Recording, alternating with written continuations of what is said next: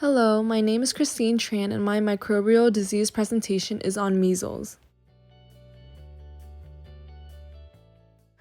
Measles is an important cause of childhood morbidity and mortality in developing countries. Before starting my presentation, I just want to name a couple interesting facts about measles. Measles starts out by looking like a bad cold with a runny nose, cough, red and watery eyes, and a high fever. 2 or 3 days after the initial symptoms begin, tiny white spots may appear in the mouth that are only seen with measles called Koplik spots.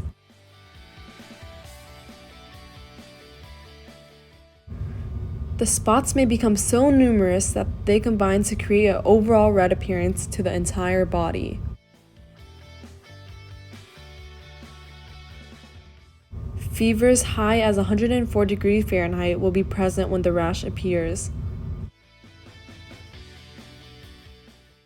Measles is known to be the most contagious infectious disease known. It is spread by coughing and sneezing. The virus particles are suspended in the air for up to 2 hours where an infected person has coughed or sneezed.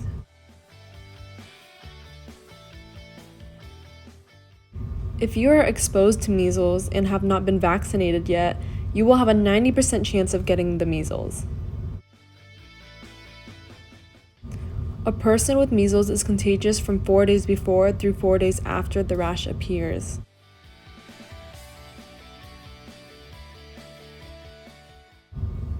One out of every 4 people with measles will be hospitalized. 1 out of every 1,000 people with measles will develop swelling of the brain, which can lead to brain damage and death. 1 out of every 20 children with measles gets pneumonia, which is one of the most common causes of death from measles in children. For every 1,000 children who gets measles, 1 to 2 will die from it. Now I will be discussing into more detail about the disease organism and its life cycle and taxonomy, pathogenesis, transmission, epidemiology, host symptoms, and treatment. The measles virus is a paramyxovirus genus morbillivirus. It is 120 to 250 nanometers in diameter, with a core of single-stranded RNA. There are 2 membrane envelope proteins that are important in pathogenesis.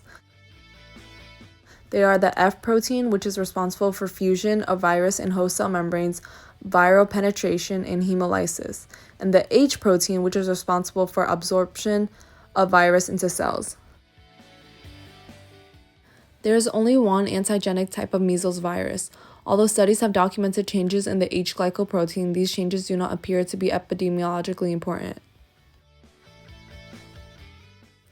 The measles virus is rapidly inactivated by heat, sunlight, acidic pH, ether, and trypsin.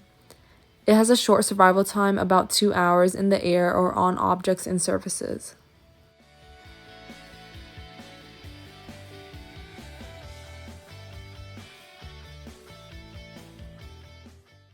Measles is a systemic infection. The primary site of infection is the respiratory epithelium of the nasopharynx. 2 to 3 days after invasion and replication in the respiratory epithelium and regional lymph nodes, a primary viremia occurs in the subsequent infection of the reticuloendothelial system. Viremia is the presence of viruses in the blood. Following further viral replication in regional and distal reticuloendothelial sites, the second viremia occurs 5 to 7 days after initial infection. During this viremia, there may be infection of the respiratory tract and other organs. Measles virus is shed from the nasopharynx beginning with the prodrome until 3 to 4 days after the rash onset. Measles is very highly contagious. It is a respiratory airborne disease. If a person has measles, up to 90% of their close contacts who are not immune will become infected. The virus lives in the nose and throat mucus of the infected person, so that's why the virus can be spread through coughing and sneezing. It can live up to 2 hours on a surface or in the airspace where an infected person coughed or sneezed. If someone breathes in the contaminated air or touches the infected surface and then touches their eyes, nose, or mouth, they will be infected.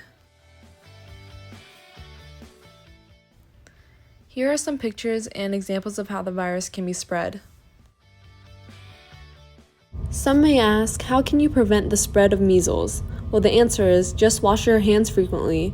If soap and water are not available, use an alcohol-based hand rub that contains at least 60% of alcohol.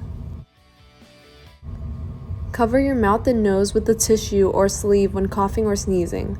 Avoid sharing utensils, water bottles, and other items contaminated by saliva or respiratory secretions. Measles occurs all over the world. However, interruption of indigenous transmission of measles has been achieved in the United States and other parts of the Western Hemisphere. Measles is a human disease. There is no known animal reservoir. Measles transmission is primarily person to person by large respiratory droplets. Airborne transmission via aerosolized droplet nuclei has been documented in closed areas, such as the office examination room, for up to 2 hours for a person with measles occupied in that area. The measles disease occurs primarily in late winter and spring. Measles is highly communicable, with greater than 90% secondary attack rates among susceptible persons. Measles may be transmitted from 4 days before to 4 days after rash onset. Maximum communicability occurs from onset of prodrome through the first 3 to 4 days of the rash.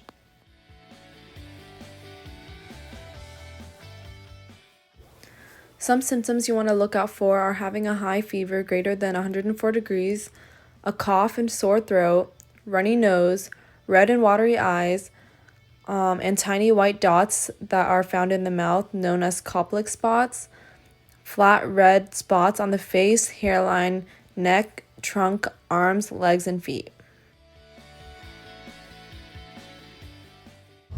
People may experience pain in the muscles.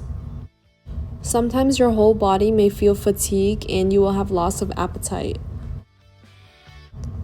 Other common symptoms include skin rash, dry cough, pink eye, diarrhea, headache, sensitivity to light, sore throat, or swollen lymph nodes. For those who do not know what Koplik spots look like, here is a perfect example. Some treatment options include the measles vaccine given within 72 hours of exposure,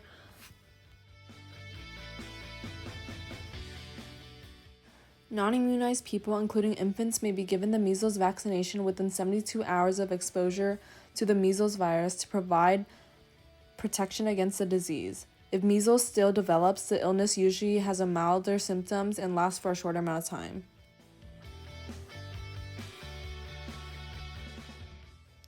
Pregnant women, infants, and people with weakened immune systems who are exposed to the virus may receive an injection of proteins called immune serum globin. When given within the 6 days of exposure to viruses, antibodies can prevent measles or make sometimes less severe.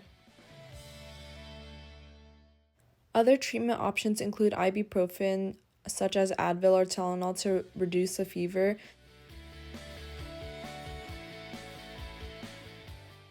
It is also very important to keep hydrated and get plenty of rest.